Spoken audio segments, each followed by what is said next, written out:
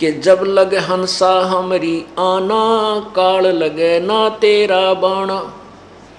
कि जब तक मेरी प्यारी आत्मा मेरी मर्यादा में रहेंगी तब तक काल तेरा अटैक, तेरे द्वारा छोड़े गए जो चोट है, किसी का बेटा मार दे, किसी की बेटी मार दे, किसी की टांग कट गई, किसी का कैंसर होगी, किसी के और हानि कर दी, कि तब तक जब तक वो हंस मेरी मर्यादा में रहेगा तेरा कोई तीर बाण मेरे हंस पर नहीं लग सकता। वो सुरक्षा कवच दे दिया भगवान ने इन नियमों का।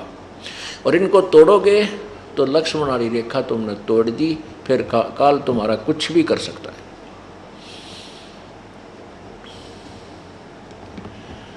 तो क्या बताते हैं, तो गुरुदेव को आपने सपोज लो गुरुदेव भगवान है। अब जब आप यहाँ से जाओगे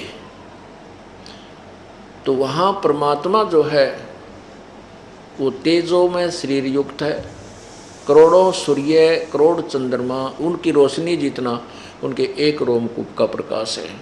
तो वो उसको नहीं पहचान सकोगे आप। वहाँ वो परमेश्वर अन्य रूप में इस दास के रूप में आपके समक्ष होगा। अब जैसा आपका व्यवहार बर्ताव अंदर में दोष या पवित्रता होगी तो यहाँ परमात्मा का एक रेस्ट वो है, राजदूत भवन है, वहाँ रखेगा त्रिकुटी पर। उस त्रिकुटी पर जाकर के जब यहाँ से आप त्रिकुटी तक तो पहुँच जाओगे, वहाँ से फैसला होगा। वहाँ आपके मन में जैसा भी दोष होगा या आपके अंदर समर्पण भाव होगा, निष्कपटता होगी, उनको वहाँ सेलेक्ट कर लिया जाएगा। वहाँ तो आपके चेहरे पर अपने आप लिख दिया जाएगा। वहाँ किसी पूछने की आवश्यकता कोई ना, मैं के गंदापन कर रहा था, कितनी मेरी गंदी सोच थी, मेरा किस प्रकार अच्छा भाव, तो वह अपने आप आपके मस्तिष्क पर कंप्यूटर की तरह आ जाएगी, जैसे डिस्प्ले पर आ जाती है। तो उसी समय आपको रिजेक्ट कर दिया जाएगा और कई हजार लाखों वर्षों तक आपको फिर परमात्मा नहीं सेलेक्ट करेगा, यानी वापस नहीं संभालेगा। ये कोई बालकों का खेल नहीं, और कोई मैं रोजी रोटी खातिर इस ढमढमे करने नहीं लगा। परमात्मा की दया हुई, इस ज्ञान से परिचित हुआ। इस परमात्मा का यहाँ असंख्यों जन्मों से हम भटक रहे हैं, भुगत रहे हैं। ऐसे दीर्घ रोग को कटवाने के लिए हमने परहेज जरूर रखने पड़ेंगे। यदि हम परहेज नहीं रखेंगे तो औषधि काम नहीं करेगी।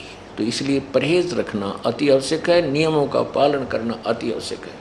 बीड़ी शराब मांस तम्बाकू कभी छूना, ना पीना, ना पिलाना, ना किसी का सहयोग देना।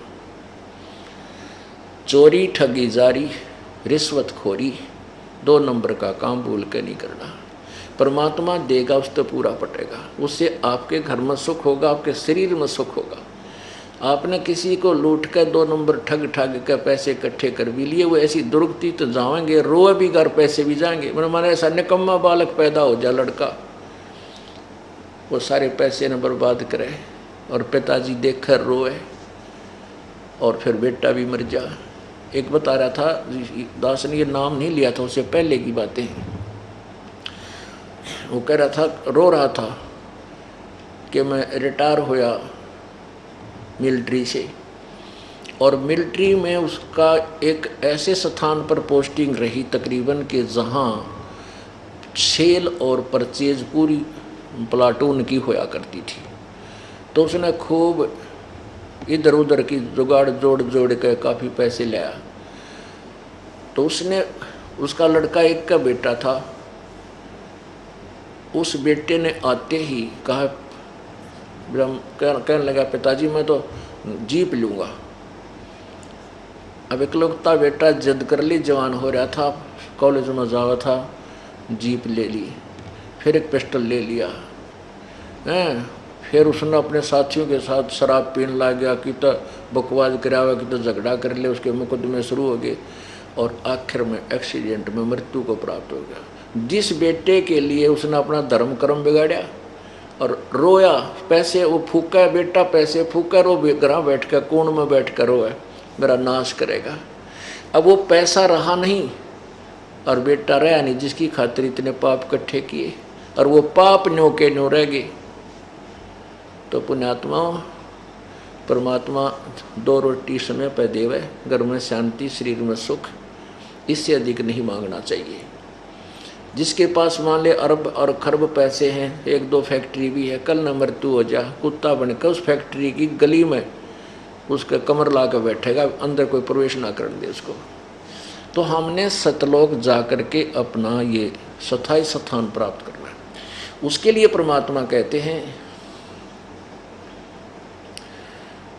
जय इब कै सतगुरु मिले, सब दुख आँखों रो, चरणों ऊपर शीस धरूं, कहूँ जो कहनी हो।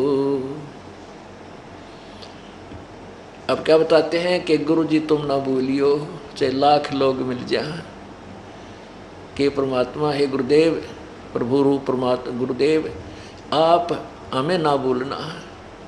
आपको हमारे जैसे श्रद्धालु तो एक से एक अच्छे मिल जाएंगे, लेकिन हमें आप जैसे गुरुदेव नहीं मिल सकते। यानी आपके हृदय में इतनी तड़प हो कि हे भगवान मुश्किल से राह पाया, हे परमात्मा कैसे दया हुई, ऐसा मार्ग, ऐसे गुरु जी के जो ना वचन सुनने को मिले, कहीं फिर गलती ना बन जाए और हम काल के जाल में ना फंस जाएं। हमें मतलब इस तरह की प्रार्थना आपके हृदय में रह रहकर अंदर से उमंग सी उठे, हिलोर उठें आपकी। उसके लिए कहते हैं कि गुरु जी तुम ना भूलियो, चाहे लाख लोग मिल जा, चाहे आपके लाखों से सो जा, हमें भूलना नहीं। हमारे जैसे शस्त्र तो आपके पास बहुत हो जाएंगे, लाखों और करोड़ों भी हो सकते हैं, लेकिन हमने तो आपके अतिरिक्त दूसरा कोई दिखाई नहीं देता। अब कहते हैं तुमरे विसारे के बने वे, तुमरे विसारे क्या बने, मैं किसकी शरण में जाऊं, कोई ठिकाना नहीं दिखता, कोई दूसरा संत नहीं पृथ्वी पे। और ब्रह्मा विष्णु शिव और ये नारद जैसे इनके हृदय में भी हमारे प्रति जगह नहीं रही, क्योंकि हम सारा दिन इनकी पोल पाड़ा, ब्रह्मा विष्णु महेश की यथार्थ बात बतावा कि ये भगवान नहीं है, ये पूजा के योग नहीं है, ये नासवान है। और अभी तक अब जैसे किसी ने, अब जैसे कोई किसी के विषय में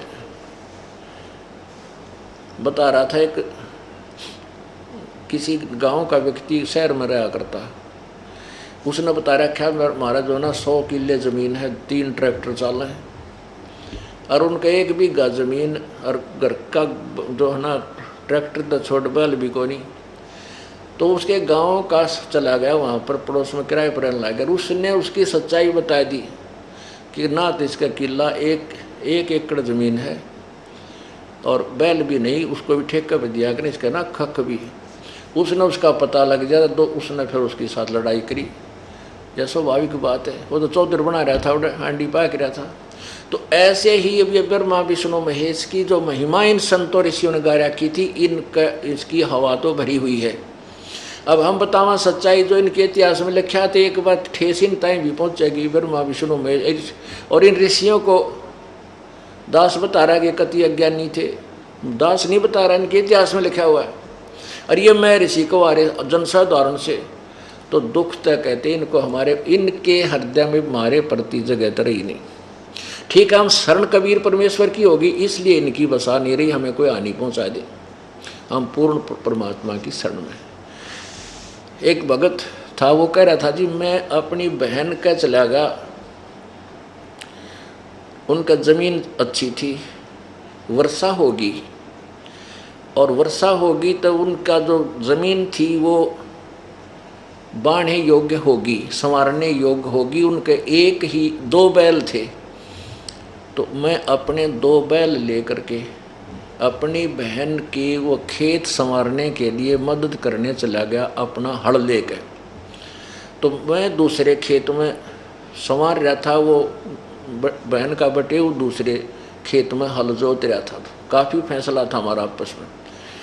तो मैंने शाम दोपहर के समय बैलों को वृक्ष के नीचे बांध दिया और वहीं एक छोटा सा तलैया थी जोड़ी, उस जोड़ी में मैं चला गया अंदर ने। वहाँ क्या देखा कि एक मंडी सी बना रखी, 2-1 फुट ऊंची, वो बना देते हैं पैतरा का स्थान है, वो बना रखा। और वहाँ पर एक बेली गुड़ की दर रखी, एक दठी गुड़ बढ़िया वाला, वो पूजा करके गया था कोई दोपहर ने। और मेरा वहाँ जाना हो गया। मैंने वो गुड़ उठा के उस मंडी पर तय और फोड़ के वो बैलों का आगे डाल दिया। जब वो चारा खा रही थी छका दिए, कुछ आप खा लिया। बढ़िया गुड़ था, कुत्ता का मुँह लग गया नहीं था, दूर था वो खेतों में।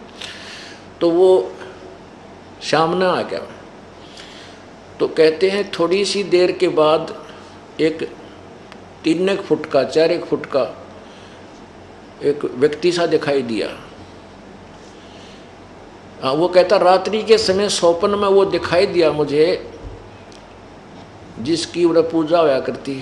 वो कहने लगा कि तू यानी तगड़े की शरण में था, तो ठाडे की शरण, उनकी लैंग्वेज में बताता हूँ कि तू ठाडे की शरण में था, नहीं आज तेरा बक्कल उतारूँ मैं, तेरा जानता मारूँ और तेरे बैलान मारूँ। कि तू तगड़ यानी मैं समर्थ की शरण में था तू, इसलिए बच गया, ना तुम्हारी दुर्गति करूँ, तेरे बैल मरे और गेला तेरे को भी खत्म करता। तो परमात्मा कहते हैं समर्थ का शरणाग हो रंग होरी हो, कदे ना हो अकाज राम रंग होरी हो। इस समर्थ कबीर परमेश्वर की शरण हमने ले रखी है, हमारा अकाज ये कोई नहीं कर सकते। लेकिन ये राज्य गति नहीं हमारे थे, तो इसलिए कहते हैं कि तुम मेरे बिसारे क्या बने, अगर तुम भूल गए भगवान हमारे गल क्या बनेगी। और शिव ब्रंच मुनि नारदा, यानी नारद जैसे ऋषि, शिव ब्रंच विष्णु ब्रंच के ब्रह्मा जी ने, कि इनके भी हृदय में ना जगह हमारे प्रतीत है। और आपने हम त्याग दिया तो हमने ठिकाना है कोई ना, ये खूब बकल उतारेंगे फिर हमारा। और गुरु कब त्यागेगा आपको, जब आप कति ढीठ हो जाओगे, 1 बार 2 बार 3 बार 4 बार बार बार नाम खंड करोगे, फिर आप रिजेक्ट हो जाओगे, फिर चाहते भी रहना। तो इसलिए आप इस डर के मारे प्रभु के चरणों में सतर्क रहो, सावधान रहो कि कहीं भगवान पैर ना फिसल जा और काल का दाव लग जा। आपको साथ साथ ये फाउल पॉइंट बताए गए हैं।